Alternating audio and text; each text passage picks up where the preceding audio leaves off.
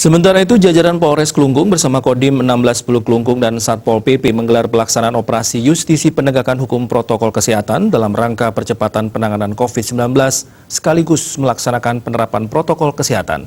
Beberapa orang masih ditemukan tidak mentaati protokol kesehatan. Ops Justisi melibatkan personel Polres Klungkung, TNI, dan Satpol PP Kabupaten Klungkung. Sebelum pelaksanaan operasi, personel terlebih dahulu menggelar apel persiapan. Wakapolres Klungkung, Kompol Sindar Sinaga SP bersama Kasatpol PP Iputu Suwarte memimpin operasi justisi di Pasar Kusambe dengan menyasar warga yang sedang beraktivitas dan para pedagang yang ada di Pasar Kusambe serta pengendara yang tidak menggunakan masker. Beberapa warga ditemukan tidak memakai masker dan diberi sanksi fisik.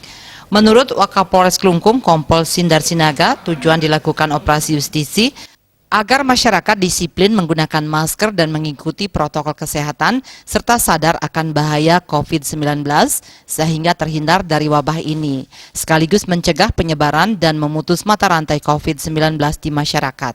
Raiswantara